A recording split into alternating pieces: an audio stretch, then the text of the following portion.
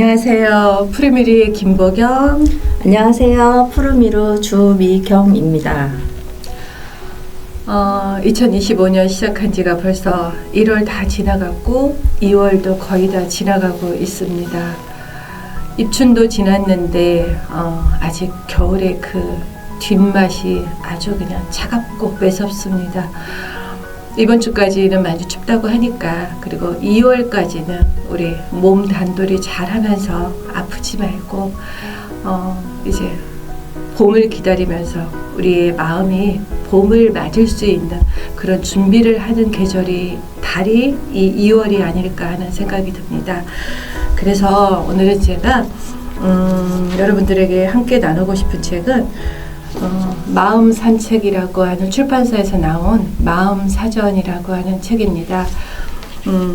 김소연 작가는 저하고 이제 동갑내기 작가인데, 제가 이 책을 처음 만났을 때 정말 많이 설레고 뭐라 그럴까, 정말 이렇게 남다른 작가다라고 하는 그런 느낌을 받았어요. 그래서 마음 사전이라고, 우리가 사전이라고 하면 좀 딱딱한 느낌이 드는데 마음을 풀어서 여기에 담아놓은 책이다라고 생각하면 될 것 같아요. 우리가 마음이 조석으로 바뀌기도 하고 어제 마음이 오늘 마음이 아니기도 하고 해서 어쩌면 그 마음들을 모아서 사전처럼 이렇게 한 책에 담았지 않았나라는 생각이 듭니다. 그래서 첫 챕터부터 저한테 많이 와 닿았어요.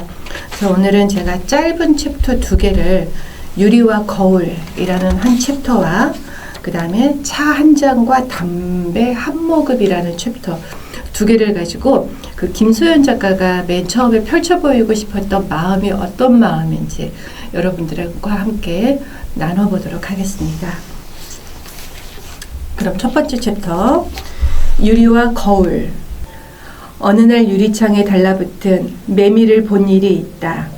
나무에 달라붙어 있을 때는 등짝만을 보아왔는데 유리에 달라붙으니 전혀 볼 수 없었던 매미의 배를 보았다. 징그럽기도 하고 아름답기도 했다. 그것을 바라보면서 사람에게 마음이 없었더라면 유리 같은 것을 만들어내지 않았을 것이란 생각이 들었다. 인간이 얼마나 마음을 존중하는 종자인지를 생각하게 되었다. 매미와 나 사이에서 유리는 매미를 나로부터 보호하기도 하고 나를 매미로부터 보호하기도 했다. 굳게 닫힌 유리창이 없었더라면 커다란 곤충을 가까이 하기 두려운 나 같은 사람은 그것의 배를 한참 동안 바라볼 수는 없었을 것이다. 매미 또한 나에게 배를 보여주며 그렇게 집념에 차서 울고 있을 수는 없지 않았을까. 차단되고 싶으면서도 완전하게는 차단되기 싫은 마음, 그것이 유리를 존재하게 한 것이다. 그러고 싶으면서도 그러기 싫은 마음의 미묘함을 유리처럼 간단하게 전달할 수 있는 물체는 없는 것 같다. 가리면서도 보여줄 수 있다는 것 때문에 유리로 된 용기는 두루 사용된다. 술병도 그러하고 화장품 용기나 약병 같은 것도 그러하다. 안에 있으면서도 밖을 동경하는 마음 때문에 사람은 분명 유리를 만들어냈을 것이다. 안과 밖의 경계를 만들면서 동시에 허무는 것, 그것에 대한 인간의 욕망 때문에 유리는 세상에 존재하고 있고, 그렇게 단순하게 안과 밖 혹은 이분법적인 구분이 아닌 것들로 세상에 존재하고 있음을 유리는 요약해 보여주고 있다. 유리의 뒷면에 수은을 붙이면 거울이 된다. 유리는 빛을 투과하고 거울은 빛을 반사한다. 빛이 지나갈 수 없다는 점 때문에 거울은 피사체를 그대로 보여줄 수 있게 해준다. 거울을 보는 눈, 빛이 지나다닐 수 있기 때문에 다른 그 무엇도 자유롭게 지나다닐 수 있어서 유리가 경계를 허물 수 있는 물체가 되었다면, 거울은 빛조차 지나다닐 수 없기 때문에 모든 것을 반사하는 물체가 되었다. 유리는 우리가 무언가를 투시하게 한다면 거울은 우리가 무언가를 반영하게 한다. 반사하고 반영한다는 점 때문에 거울을 오래 들여다보는 이는 거울의 이면까지 들여다보게 된다. 정확한 풍경을 보여주기 때문에 풍경 안으로 걸어 들어갈 수가 있다. 유리를 통하여 우리는 빛의 길을 따라갈 수 있다면 거울을 통하여 우리는 빛의 길을 따라올 수 있게 되었다. 그렇지만 거울은 정확한 풍경을 보여주는 대가로 그것을 반대로 보여준다. 오른쪽은 왼쪽이 되어 있고 왼쪽 또한 오른쪽이 되어 있다. 실체를 뒤집어 보여준다. 이데어와 그림자가 역전된다. 그 때문에 우리가 굳게 믿고 있었던 것들에 대한 인식의 틀을 뒤집어 버린다. 또한 거울 두 개를 마주보게 하면 끝없이 자신을 반영하며 마주본다.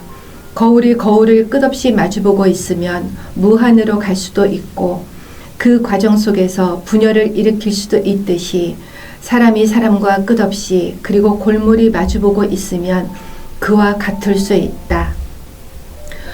거울은 배면이 수은으로 닫혀 있기 때문에 풍경 밖으로 걸어가기보다는 풍경 안에 침잠하게 하며 유리는 아무 곳으로도 배면을 닫아놓지 않기 때문에 풍경 밖으로 걸어가게 한다. 마음을 확산하는 것이 유리라면 마음을 수렴하는 것은 거울인 셈이다. 네. 다음은 차 한 잔과 담배 한 모금입니다. 밥은 사람의 육체에게 주는 음식이라면 차는 사람의 마음에게 주는 음식이다. 밥보다 차를 더 즐기는 사람이라면 분명히 마음이 발달한 사람이다. 밥 한 그릇이 육체에게 에너지를 준다면 차 한 잔은 마음에게 에너지를 준다. 일하는 막간에 차 한 잔을 마시는 휴식의 시간은 마음을 쉬게 하고 그럼으로써 육체를 돌보게 해준다.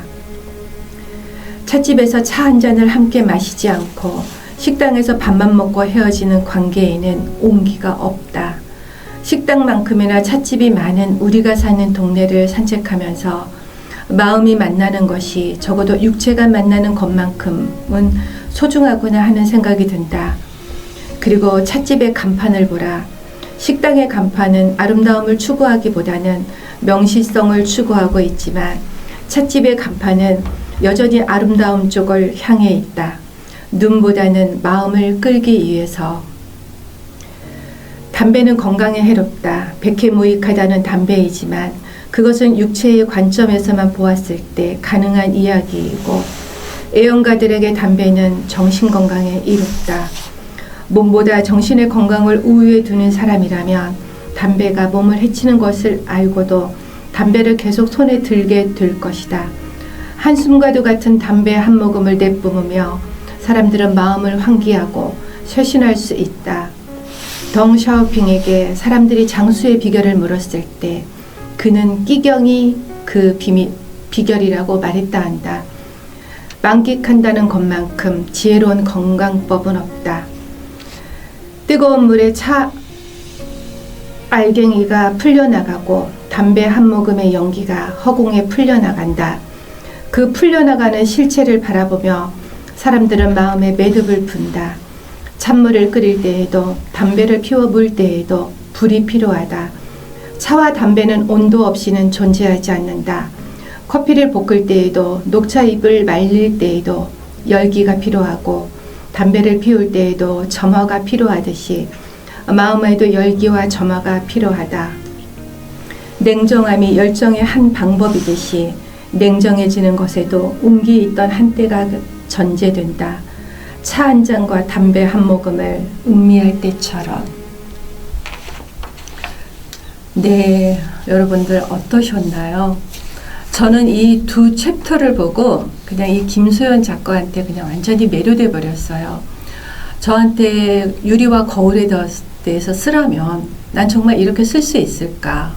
그리고 차 한 잔과 담배 한 모금의 의미를 이렇게 따뜻하게 인간적으로 표현할 수 있을까? 그런 생각을 해보았거든요.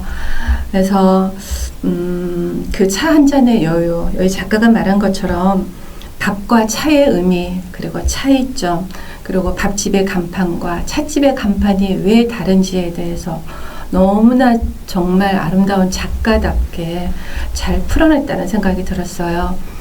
우리가 무심결에 거울 앞에 섰을 때의 내 모습, 그리고 유리를 통해 보는 세상의 바깥 풍경들, 그런 어떤 이면이면서 양면이면서 우리들의 진면이기도 한 그 모습을 이 한 챕터에서 제가 느낄 수 있었고요. 이제 골목을 지나갈 때 젊은 너무도 예쁜 아가씨가 그 담배를 피우고 있을 때 저는 적지 않은 좀 뭐라 그럴까 이쁘지 않은 모습으로 봤었는데 이 챕터를 읽고 나서는 이제는 미워하지 않기로 했어요. 싫어하지 않기로 했어요. 저 나름대로 담배 한 모금에 의미가 있겠구나. 마음을 달래주는 어떤 따뜻한 온기와 같은 그런 역할도 하나 보구나라고 하는 좀 더 넓은 아량을 가졌다고나 할까요? 네. 그래서 이 두 챕터를 여러분들과 함께 나눠보고 싶었습니다. 여러분들 공감해 주실 수 있을지는 모르겠지만 뭔가 이렇게 잔잔한 우리가 지금까지 익히 가까이 두고 보고 느끼면서도 이렇게 생각지 못한 부분을 우리 김수연 작가가 콕 집어서 제대로 표현해 준 것 같아서 저는 참 그거를 좀 한번 전해드리고 싶었습니다. 다음은 빨간 우체통 시간입니다. 우리 주미경 작가와 함께 아름다운 재미있는 좋은 동화 만나보시기 바랍니다.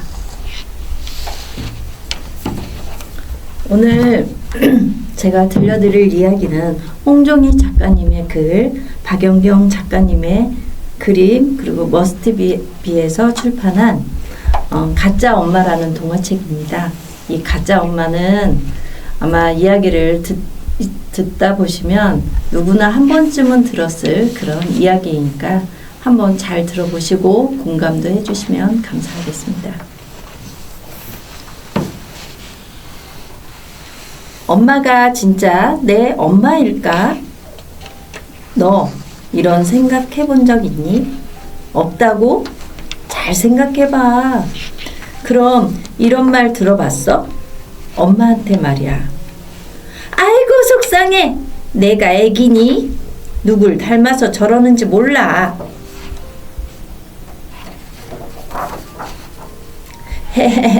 들어봤다고? 그럼 가짜 엄마가 맞아. 진짜 엄마라면 그런 말 하겠어? 나 같아도 안 한다. 어제는 동생 우유병 좀 빨았다고, 장난감 좀 어질러 놨다고 엄마가 진짜 화를 내더라. 얼굴이 새빨개져서 화를 내더라. 아이고 속상해. 누굴 닮아서 저러는지 몰라.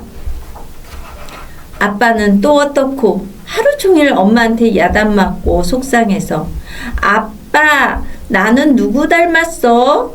그랬더니 아빠는 머리를 갸우뚱 글쎄 하늘에서 뚝 떨어졌나? 하하하하. 기린처럼 하늘만 쳐다보는 거 있지? 결심했어. 엄마 찾으러 갈 거야. 진짜 엄마 찾으러 갈 거야.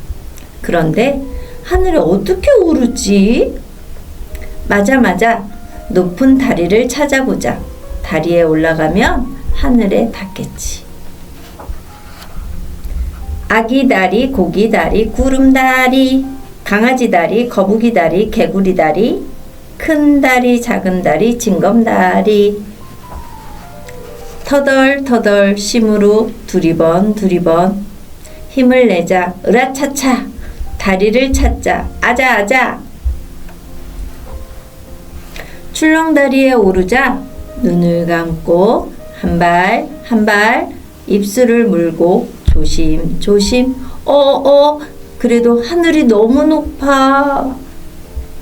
와 비가 그쳤다. 따끔따끔 햇님 산들산들 바람. 진짜 내 엄마는 어딨지? 어서 내려와. 위험해. 갑자기 왜 엄마 말이 떠오르지? 가짜 엄마인데. 시장 끝 다리 위에 가보자. 그 다리가 제일 높아. 진짜 엄마가 기다릴 거야. 조심해. 건널목이잖아. 초록불이 켜지면 건너야지. 왜 엄마 말이 떠오르지? 가짜 엄마인데. 옳지. 찾았다. 저기야. 저 다리에 올라가면 엄마가 있겠지? 실컷 울고 안아달래야지. 에이 참, 그런데 내가 아팠을 때 울던 엄마가 왜 생각나지? 꼭 안아주던 엄마가 왜 생각나지? 가짜 엄마인데. 아유 무서워. 다리 위로 왜 이렇게 차가 많이 다녀? 부앙싱 부앙싱. 차 조심해. 왜 엄마 말이 생각나지? 왜 걸음을 멈추게 하지? 가짜 엄마인데. 내일 다시 올까? 바람이 휙휙 불어. 무서워. 큰일 났다. 큰일 났어. 길을 잃어버렸어. 아! 하람아. 아빠 목소리잖아. 엄마. 실수. 아빠를 부르려고 했는데 말이 잘못 나왔어. 하람아. 엄마도 왔잖아. 꼬리처럼 달고 있던 동생도 떼어놓고 신발도 짝짝이로 신었어. 얼른 아빠 뒤에 숨자. 누굴 닮아서 저러는지 몰라. 엄마가 울면서 소리쳤어. 엄마가 우니까 나도 눈물이 나. 치, 그거 하나만 꼭 닮았네. 뭘? 오늘 어떠셨어요?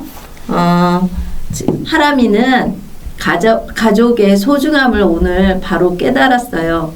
저도 어렸을 때 다리 밑에서 주워왔다고 아빠하고 엄마가 우스갯소리로 하실 때마다 제가 다리 밑에 아빠 엄마 찾겠다고 간 적이 있었어요. 그때 그 당시엔 저희 세대에서는 잘 알려진 넝마주의 아저씨, 쓰레기 줍는 아저씨가 있었는데 큰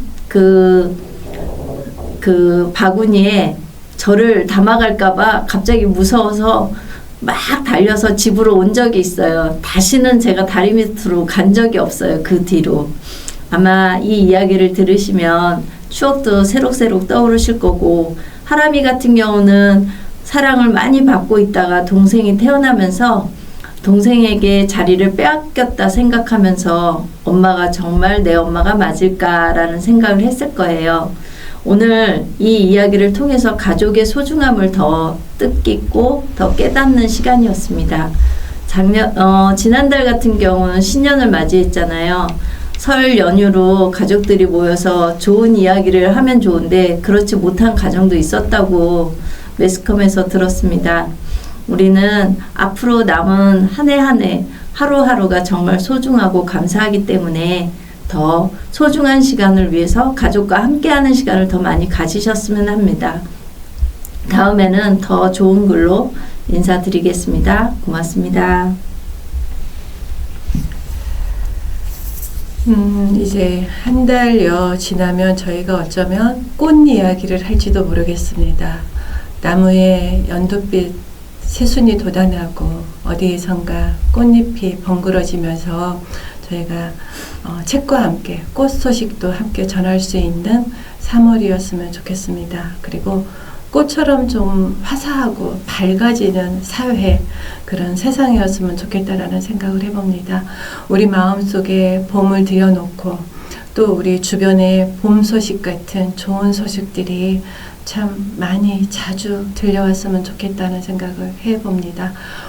꽃피는 3월 더 좋은 모습으로, 건강한 모습으로 여러분들 찾아뵙겠습니다. 푸르미리의 김보경이었습니다. 주비경이었습니다.